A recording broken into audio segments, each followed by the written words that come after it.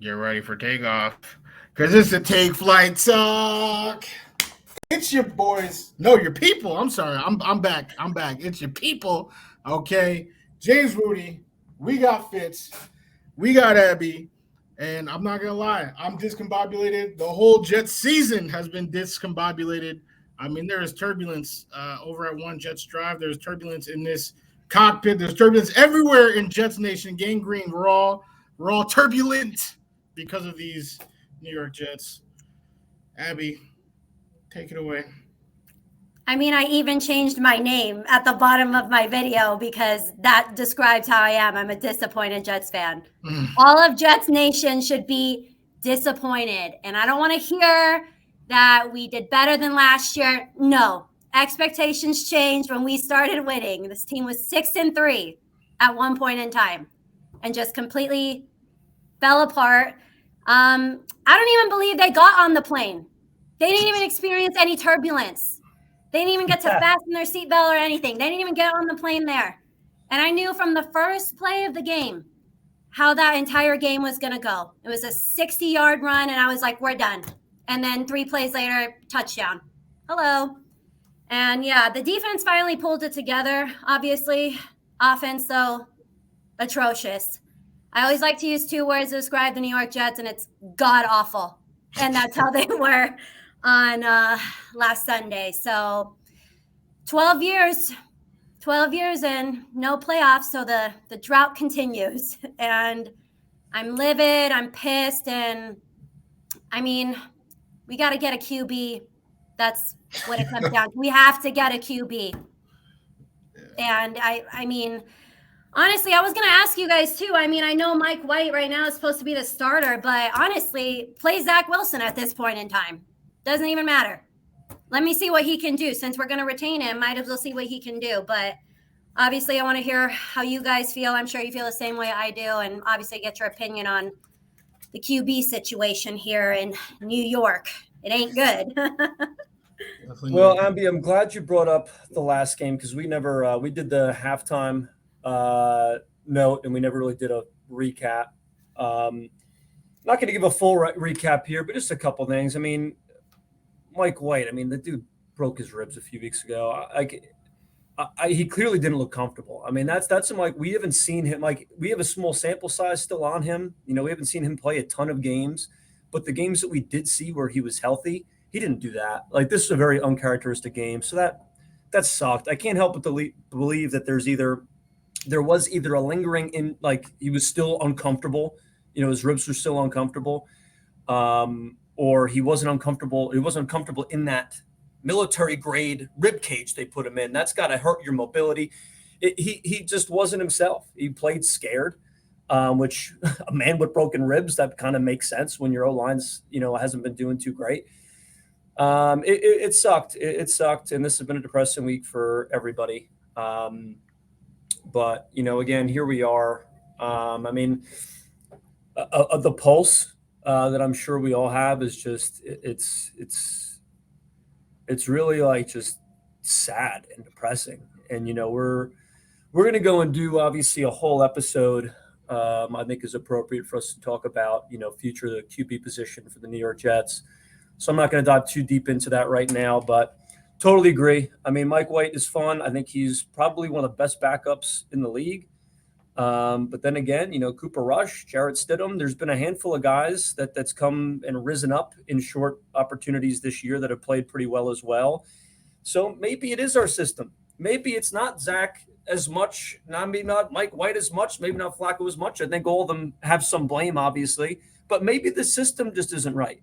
When you go and see Jarrett Stidham come in for a bench Derek Carr and put a phenomenal game together against one of the, if not the best defense in the league in the 49ers. It's baffling that you have quarterback play from a second overall pick of Zach Wilson consistently all year being as poorly as it has been. It's disgusting, you know, to see just what this team's come to. And it's the more I'm thinking about it, the more I'm mulling. It's just like, is there more to the issue of not just play calling with LaFleur? Is it the whole scheme as a whole? Is it the coaching, the preparation for the games? Something's not working in that locker room before these games. And I don't know what it is. I'm not there. I can't see what they're doing to point out what's wrong, but clearly there's a lot wrong. And I'm hoping a new quarterback can fix the situation. But with a new quarterback, we're going to need a new scheme and a whole new game plan as well. So, I think regardless of what happens in the offseason, we're going to be starting from scratch in a couple of different components, of this team. Definitely highlights to talk about with the defense, but a handful of lowlights. We got a lowlight reel as well. So I don't know. It's just super shitty. But Woody, tell us what's going on here. Well, Fitz, I always tease you because it always feels like, every loss you're looking for the highest height to jump off of, and every win you're, putting in those Super Bowl bets. But this loss, I was right there with you, man. I was out here, I was looking at the buildings on my block, man. I really thought that they were gonna win. Obviously not, when the game started, but before the game, I did think that they were gonna win. I had faith in Salah. I really did. All gas, no brakes. We talked so much about faith and how he's a man of faith, and how his how he's had people play or sign contracts with us on a deal to play for him, but those boys did not play for him on either side of the ball in the first half of that game. I mean, this is 2 straight must-win games that you could argue both sides of the ball did not play great. Now, of course, the Jags, I came into defense of the defense. I mean, Quinnen, what more do you need on that first drive? Set the tone. And then my man's goes backwards, and, there's that. But in this game, I mean, Mike has already had 10 points put up on him by the Bears, and he, obviously led us to a 31-10. So I wasn't, I was expecting a little bit more, but like you guys both said, he wasn't comfortable. He definitely did not look like himself. I mean, no one is expecting him to be Mahomes, but I mean, Mike White in the limited action has actually been fairly consistent at doing the same things over and over, and he wasn't able to do those things. Quarterback play definitely been awful. Only team in the NFL for the last 3 years to not have somebody throw 10 touchdowns. It's just that's an unbelievable stat. We need a new one. We definitely need a new one. And we could talk about that in depth.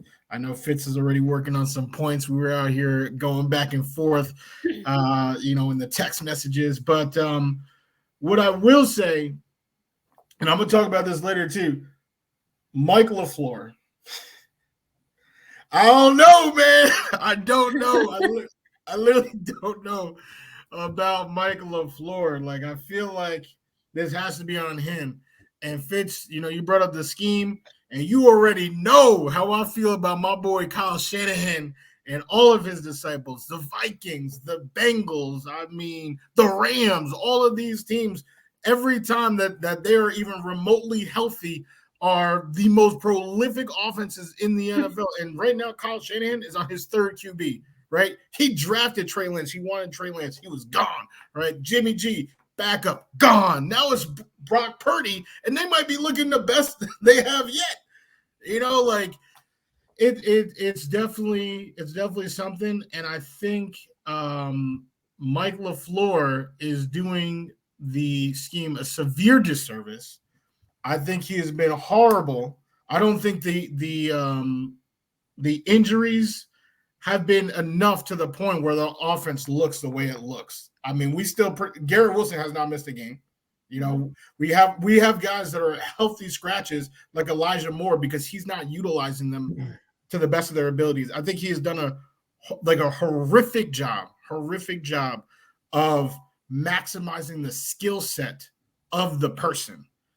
And the last thing I'm going to say, because I'm probably rambling here, is that with Zach Wilson, who you guys know I do not like, at all. All right. Come see me at Whole Foods, Zach.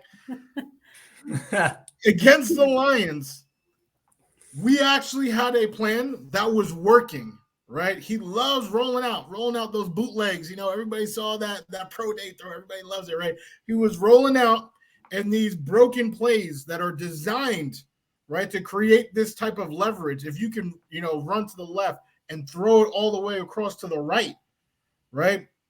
And they found success. They scored a TD, CJ Uzama, right? They found success. As soon as Zach got too confident and threw that horrible pick to Elijah Moore, LaFleur was like, oh, okay, rein it back in. None of those. He called none of those.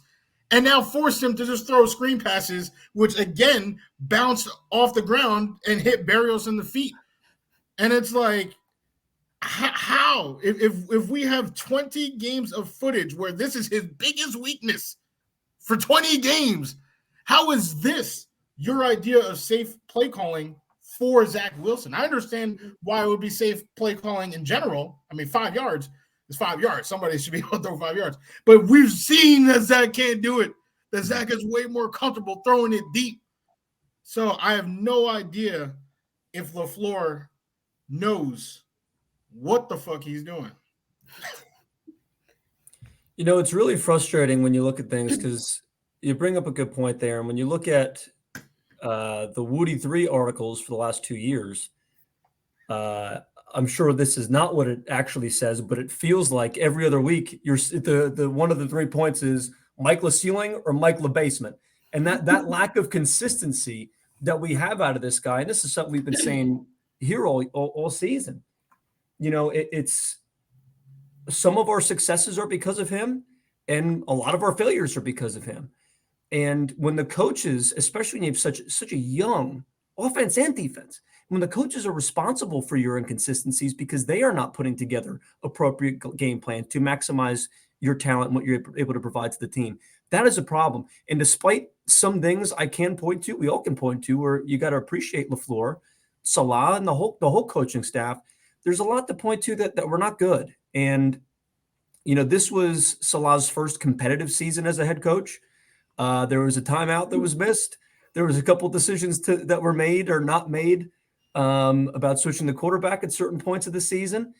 I am willing to give him not a pass, but a playoffs or bust mandate for next year. I still love this man. He is a leader of men.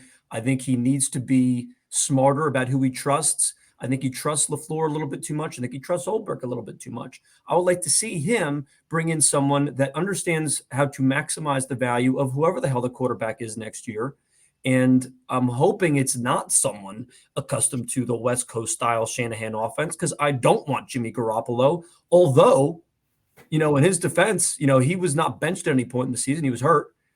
If you look at his stats, the stats were really, if we had Jimmy Garoppolo stats this season, I mean, the guy had a 4-to-1 touchdown to interception ratio, and he had 67% completion. And that's something that Woody and I, when we did Zach Wilson's first week, we had a debate over completion percentage. Is that the most important thing, or no interceptions? And ultimately, I've switched my position. I said I just don't want him to throw picks. I don't care about the completion percentage as much. But when you look at how poorly, our completion percentage, I mean, week after week, when it comes to Zach Wilson, Mike White was a little bit better, not perfectly consistently the whole time, but it was improvement for sure.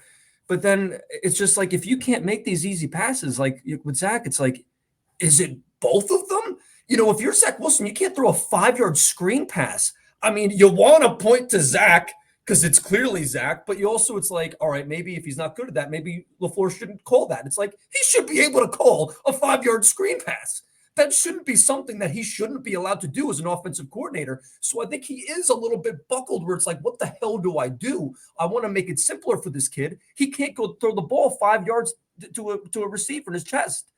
So this whole thing is just so warped out of alignment. And I don't know what the fix is. I don't think anybody knows what the fix is. And I hate to say it, but I'm nearly leaning towards scratch the quarterback, scratch the OC, and nearly start back from scratch at the whole offense. We've got great pieces. but we don't have the right, execution and the right game plans for it. So, Abby, what are you thinking? What's going on with LaFleur? Is it Zach? Is it LaFleur? Is it both? What's going on here? I mean, Salah keeps sticking his neck out for him. Mm-hmm. And I think he's got blinders on. And I don't think it's going to happen, but we should let him go, And you guys made a good point talking about the playoff mandate for Salah. I think we should give him another year. I think the same goes for Joe Douglas as well.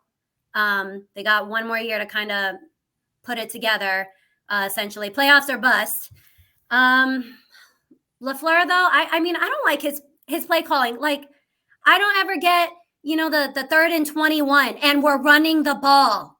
It hasn't worked the first. And I mean, Woody, you may have brought it up the last episode. But when we were talking about on the second down, you know what to expect. It's going to be a run. And it's just all these teams, they already know what's going to be coming and nothing is working. I'm not a huge fan of LaFleur. Haven't been. I think it's time to let him go. Unfortunately, I don't really know if that's going to happen. I feel like kind of everyone is safe at this point in time.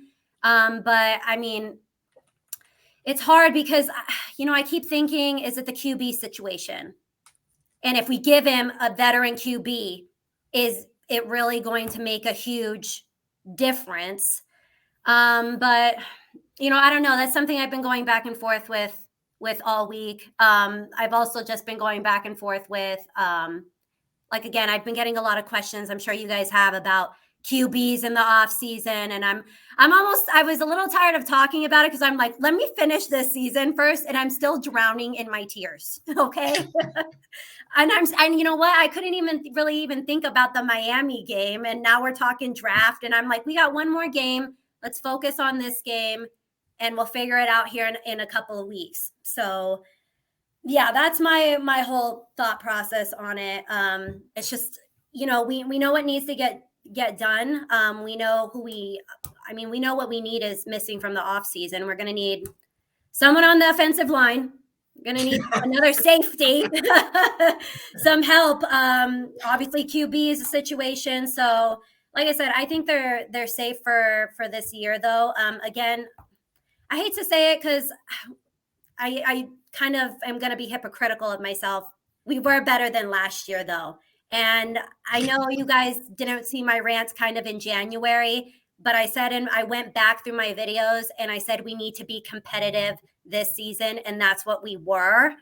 But again, like we were talking about, expectations change mid-season. And that's what had happened for me at least. But I mean, I called 7 wins at the beginning of the season. So we're kind of right there with the mark. Well, hopefully that hits because I don't want to win this week. And that's something else I've been going back and forth with too, man. I completely disagree. You play to win. You play to win the game. And I think Salah needs this win because what I've seen from his team, a team that's it's supposed to be built on heart. Like that's what this team is supposed to be built on. And they've been getting smacked. Like it's not like, that Vikings game where it's like, the burials dropped. We could have done this. We could have, there was something. No, like we have been out of the game at halftime. The last two, like how are we starting? How are we finishing like this? We're finishing how we started. Like it's horrible. It's really horrible. And these were the games that we needed to win. So I hope they're trying to win. I don't think moving up 3 spots in the draft. I mean, we could talk mock draft boards, but I don't think 3 spots is more important than what it means to the Garrett Wilsons, the Sauce Gardners, the DJ Reeds, because we are trying to build a winning culture, right? That is what is trying to be built here under Salah, playing hard, all gas, no brake. So we can't be pumping the brake, to move up. Well, that's all well and good, Woody, but there's something as well we got to note here where, for one, it's not just that we're playing to potentially move up 3 spots, but if we win, we could potentially go back from 13 further back. So that divide becomes a little bit wider if we win and some teams in similar records in us win games, we can go and drop back to further, down the line as well. And the only other thing I'll say to combat your point, because I definitely disagree, is, if Salah and this coaching staff couldn't get the team excited, couldn't get any heart in the team for a game that actually mattered last week, I have no confidence that they're going to be able to do it in a game that doesn't matter.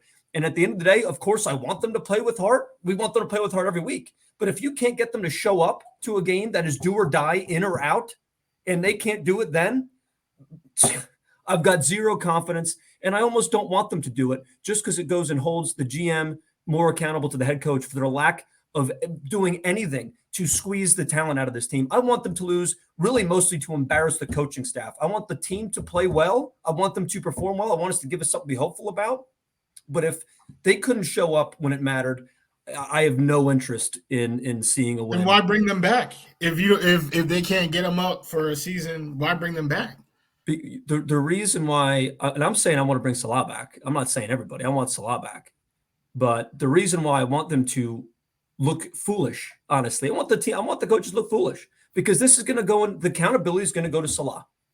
And Salah's going to then have to make the decisions. You know what?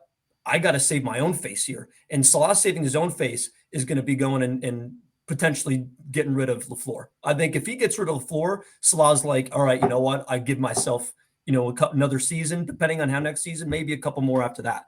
But, when you go and look at Joe Douglas, and, I'd be respectful, I do disagree with you on that one too. I mean, this guy's done a lot with the talent side. I mean, this is one of the first years that we've had in a long time where talent wasn't our complaint. Despite all the injuries that we've had, and Douglas was blessed. He walked into a lot of draft picks and was able to create a little bit more as well with some, turnover, which we're not going to have. We're not going to have the draft picks that he was able to create for us. But, talent was not the issue this year. It was heart, it was game plan, and that is 100% on Salah and the coaching staff that he's brought in. And if us getting embarrassed for, what is it now, 6 weeks straight? When we were in playoff contention, we were a lock. A lot of analysts said that for the first time in a very long time, we were a lock to be a wild card, spot. And then we go and lose, 5 straight. And if it ends up being 6, that is going to force the hand at something having to change with this coaching staff. And that's honestly what I'm hoping for. Well, I guess agree to disagree. So let's talk about the game. Damn, I mean, we out here. We have talked a lot about our depression. I mean, I don't know, because I didn't speak to a shrink, since the game. So I think this is all good for all of us to just, take our turn in the circle and just share our depression. But there is a game. Jets and the Dolphins. Deja vu. One thing I will say, which is kind of related to what I'm bringing up, is Skylar Thompson, right? Teddy Bridgewater. That's who we're going against, which calls back to the first Dolphins game. Smacked him, 40 points. Teddy Bridgewater, Skylar Thompson. It was smack dab in the middle of us facing horrible QB after horrible QB. 6-3. I don't know how many of those wins we could truly be proud of. One was such an astronomical fluke of the onside kick. And then backup QB. I mean, we beat Aaron Rodgers and Josh Allen. That's it. 2 wins. So, yeah, I mean, honestly, I think talent was an issue. And I'm definitely not saying, one more year for Douglas, but I am saying Joe Douglas could have done a lot more. Morgan Moses would have solved so many headaches that we've had on that line. Like, Joe Douglas is definitely not without fault. He has made some mistakes, and talent was an issue, just not the whole issue, how it's been. It's still, QB sucks. We still have a lot of issues. Our linebacker, oh, stop it. I'm sorry. I'm going back into it. I'm going back into the therapy room. Anyway, the Dolphins, let's go. We got some score predictions. I'm actually going to go first. I'm going to be greedy. I'm going to go first because I actually have one team beating the other. And I thought about something, and I changed. The score is the exact same. It's still going to be the same score, and that score is 16-13. But After looking at the Take Flight Talk Instagram, it had occurred to me that Mike White has reversed the power of the coin. Okay, the almighty coin has predicted every single outcome of this game, right? It was doing a great job. Then Mike White just came in and reversed it. So I'm sticking with the reverse. The New York Jets will be 8-9 when they beat the Dolphins 16-13. That is my score prediction. Abby, what's yours? You actually said the score I wanted to say, but honestly, this game's not going to be high scoring at all. So we can take it even lower. And I will say 13-10 Jets are probably going to pull this out because, I mean, they need a – it sucks because I get what you're saying, Fitz, because we could potentially fall, I think, to – 18 or 17. That's how low we could fall in the draft pick order. But I do think we need to finish off on a win. And honestly, I just have the worst luck, and the Jets will probably win a now useless game. So I'm picking 13-10 Jets, very low scoring. Yeah, this is going to be the first prediction, I think, where I'm predicting the Dolphins to win. First time I'm predicting against the Jets. 17-6 Dolphins. I don't think this team's going to come out with any heart as they didn't last week. I have no reason to believe that we're going to get any more points against the Dolphins than we did against the Seahawks when it mattered. And the defense, we know the defense gives up big plays. They might not get 17 points. 17-6. Whatever. We were 6-3, dude. Like, I don't care. 17-6. I don't know. It's just like it's so frustrating that we're in this position right now that I hate. In one respect, I'm glad that it took longer because I mean, I know Woody and I have disagreed on this, and that's okay. And I know a lot of Jets fans disagree on this. Despite having an ability to actually do anything with wins, when it comes to a playoff picture, do you want to play to win the game, or does there come a time where, as a fan, because as the players, you want the players to play to win, and I would never, I don't want anybody to throw the game. Nobody's advocating for that. It's crazy. But as a fan, there comes a point where it's like, what do we put? Like, what? I don't see it, and I think. I wanted a winning atmosphere. That's why I wanted us to go to the playoffs this year, to go and get a taste of what the playoffs looks like, especially for these young guys. Even if we don't have a Super Bowl team, but even if we were able to get it to the playoffs and lost the first round, they got a taste. Then they'd be like, you know what? I want to get back here. Everything in my power to get back here. It's a whole different game, the postseason. And when that's out of the picture, I don't know how much 3 to 7, picks difference is going to be for the outcome of that draft and the future of this organization. But if that's something positive to look at instead of us going out on a high note to not make the playoffs when you start at 6-3, to go and have 9 months off and not think about football, this game means nothing. The locker room, it won't mean anything. If they lose or win, it's not going to make any difference to their attitude going into the next season, which they're going to have now numerous months off for. I want a winning atmosphere just as much as Woody, Abby, everybody does. But, at this point, there's a seen benefit. There's a tangible benefit of a loss. And I don't really see one for a win. So that's where I'm at, guys. That's crazy to me that you think there's no difference. I mean, we don't have to go back and forth, but that's unbelievable to me that you don't think there's a difference between ending the season with 6 straight losses.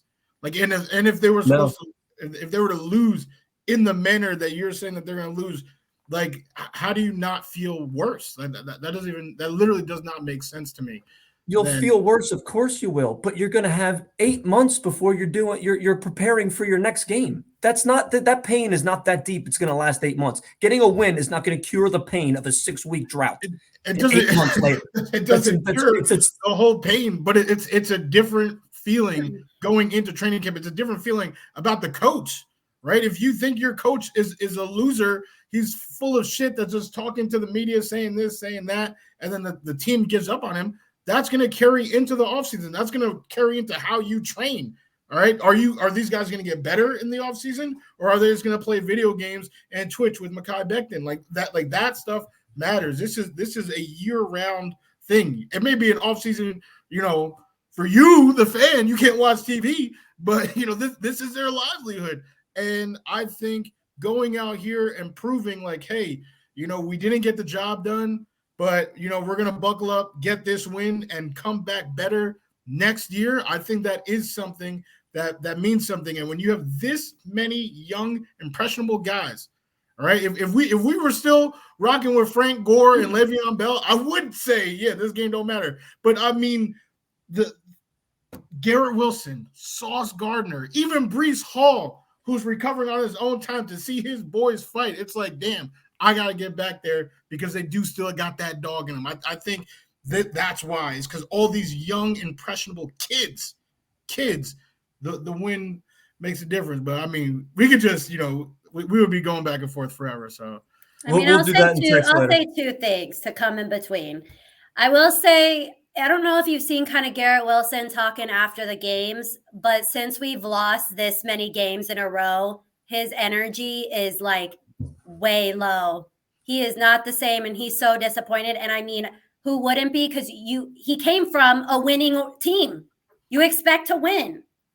But what I will say, to go with Fitz, if Miami wins and the Patriots lose, Miami is in, I believe. And I don't want the Patriots in the playoffs at all. So that's what we're going to leave. That's another very good point. We're going to leave that.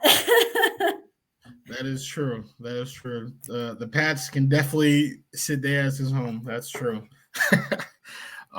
So, I mean, I don't even know who's watching this game, but I will be watching it. I'll be watching it. And what are you going to be looking at, though? Say that again? What are you going to be looking at, though? Oh, are you looking at? Is it two things? Two things you look at, right? It's three. The Woody 3. Wow. The Woody 3. First one. According to Fitz, this isn't going to happen, but we'll see. The quest for 7. Can we score a touchdown? Please, somebody help me, please. Can we score a touchdown in this game? 2 straight games. We are the only team in the NFL to not score a touchdown in the last 2 games. There are teams that have scored less haven't scored a touchdown in one of the last 2 games, but they both have a point total that is over 20, and ours for the last 2 games is 9 because we suck. And that's all about LaFleur. That whole section is about LaFleur. Number 2. It is actually escaping me right now, and I don't know why. Oh, it is caps and gowns. It is caps and gowns, and this is kind of what I'm talking about, actually. So many guys are kind of playing for their future. So for, like, Garrett Wilson, I mean, hey, every game he's been playing, we talking about the rookie record, right? It was 800, like I think it was 864. Garrett Wilson can make it 1,100. He can make it 1,100. He doesn't need that much to make that happen. I mean, 84 yards. That's all he needs, right? And now he can stretch that out. Sauce Gardner, what he's doing, pass deflections, he can add a couple more of those.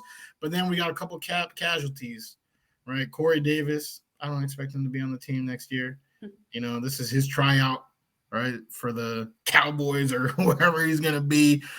Carl Lawson is another name I see all the time. I want him to be a Jet next year. I just don't think his impact is shown on the stat sheet. But this is definitely a game where, he could, make an impact. As a matter of fact, his incentives, if he gets 1 sack, he gets $600,000 extra dollars. So I know he will be, trying to get that sack. And Quinnen Williams, holy. I mean, you ask any Jet fan now, you would probably think that, or you would probably hear them say that he is the best Jet on the team. We need to pay this man. I do not know what is going on.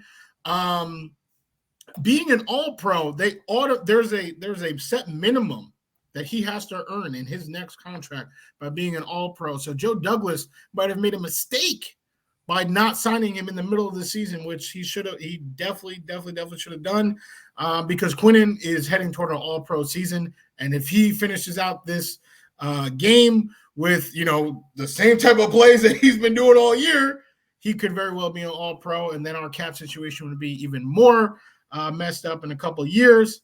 And then number 3 was actually, are we gassed out, right? Are we, as Fitz says, right, if we can't get up for this last game, or like the last 2 games where it actually mattered, where we could have actually made the playoffs, then how much gas do we have? Is there any gas? Is it an empty tank? Can we actually show some fight? If we lose, and I know Fitz, or this is actually an assumption, because I know, you're looking for the loss. I don't know if the type of loss matters to you, but I feel like the game script does matter to me, especially because they're going against a team that is in a do or die situation. The Dolphins they're going to win this game. Mike McDaniels, it's his first year as a head coach. He's trying to prove something to the NFL that he's a real coach. So if we can actually go out there and stuff that dream, or at least make it very difficult, that at least shows me that there is something, that the tank is not on E. So, I mean, how you feel about the Woody 3? What are you looking at? Is that me or Abby? Fitz. I guess Fitz, because I was talking to you like that. My bad. Yeah, no, I don't think it matters if it matters how we lose. I know it sounds kind of funny. Again, regardless of anything, the guy's tank is on E. The season's over. Season's over. We're going to play one more game and then we're done. Like everybody's talking about this. Ooh, week 8 tell we might have another 8th seed for the AFC. There is no scenario in which we're the Jets are the 8th seed. There is no scenario in which the Jets have any more games to play besides this one on Sunday. Stop being the case. The tank went to E at 7 o'clock on Sunday this past week. And this offseason is when they're going to have to fill it back up. There's gas stations all across America. I'm hoping, if this is one of the first games in a long time that I might watch. I'll probably watch. I don't know. I might not. That's how, like, when you look at this team, because I mean, there's a lot more things at play here. I mean, you brought up Quinnen Williams, which was a very good point. You're absolutely right. We haven't really talked about his lack of contract negotiations all season, which, I think was a miss on this podcast, unfortunately. But that was a massive mistake by JD, and especially when you go and look at the first few weeks, he was screaming at the D-line coach on the sideline. I mean, Quinnen Williams, if you're an all-pro D tackle, and it's like you're the only one really doing consistent work, you got to be looking around like, yeah, my brother's here. I mean, what else is here for me? They're trying to build a culture. Joe Douglas has been saying this for 3 years. Salah was a leader of men that we all got excited about. And again, I like Salah. I want to give him another shot. Being a head coach is very different than being a defensive coordinator. There is an adjustment period. But at the same time, I mean, if I'm Quinnen Williams, it's like it's not like I'm just coming back for 1 year. It's not like I'm going to give the Jets one more chance. He's looking for a long-term contract. So he has to be invested in the long-term of the New York Jets' future. And right now, he doesn't have a quarterback. Right now, he can go to the open market, make a fortune on a competitive team that could actually go to the Super Bowl. I hate to say this as a Jets fan. If I was him, look at all things, Jets wouldn't really be my first pick. And I'm not saying this, I want him back desperately. Going into this season, I was kind of on the fence. Like, he was a little bit disappointing, but this season he showed us what he could do. He finally got to where he needed to be. But if I was him, I mean, he's been here. He's been working towards something. I think part of him wants to complete it. I think he's been here for a while. He wants to see this through. But at the same time, part of him, and I'm sure his friends and family are saying, don't throw your talent away on those New York Jets. That team is cursed. You got to get out.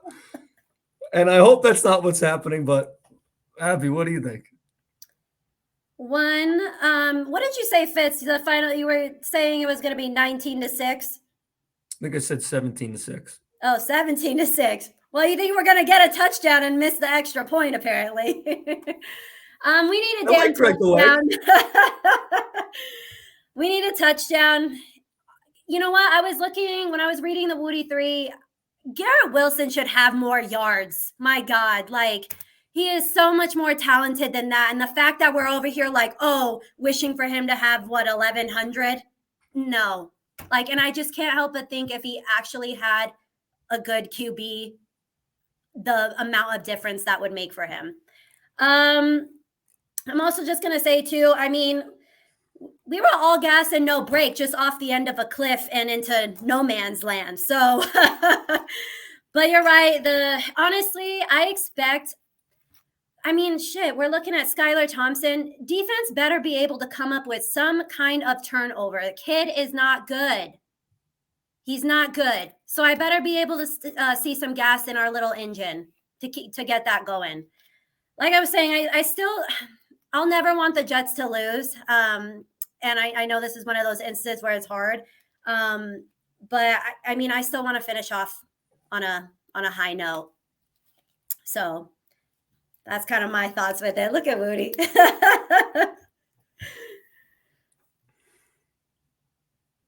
You were definitely muted. My bad. I don't even know what happened, but no, you definitely, yeah. I'm hoping to go out with that. Fitz, I'm shocked.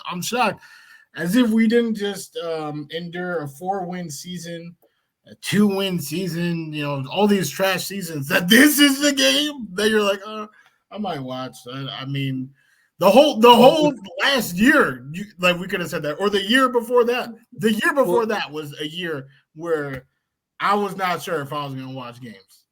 Well, here's the reasoning, because I understand why you question that. The reasoning for that is those other seasons were over by October. So by it's September. So I mean, like mathematically by October, but in our heads, we knew September it was over. So it's like, but then it was like, all right, like we've got some young guys. Like, let's see, like, can Darnold be a guy? Can Zach be a guy? So I was kind of just like looking to see, like, is there anything we could find in this team that can get us excited? This team, I feel like I know this team better than I have previous teams. Like, I know we have a stud in Garrett Wilson. I know we have a stud in Quinn Williams. I know who the fucking studs are here on this team. Like, we know. Like, we got, I think, a soon-to-be top 3 best running back in the NFL. Like, I think Breece Hall is that good. Like, I really think he has the potential to be. Not going to guarantee it. That injury sucks. We'll see if he comes back as well as he should. But, I know that we have talent. So I'm going to watch probably.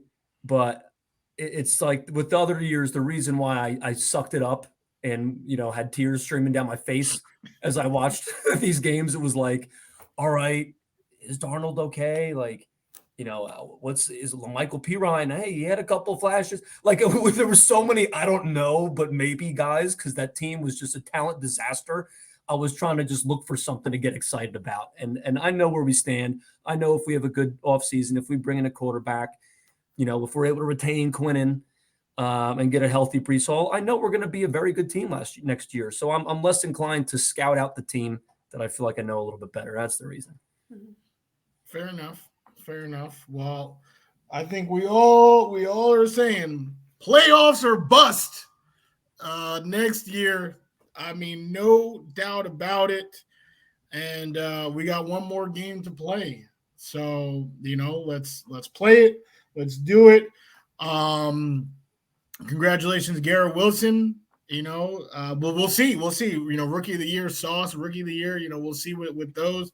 But I will say to people that are listening, Take Flight Talk, this was our inaugural season, taking flight. It's been a joy. I mean, we're probably gonna do something next week too, but it's just a time of reflection. I mean, Fitz's tank is on E, so I'm out here looking at the road we traveled, or the air miles we traveled. So it's been a great time. Abby joining us in the cockpit, always breaking it down.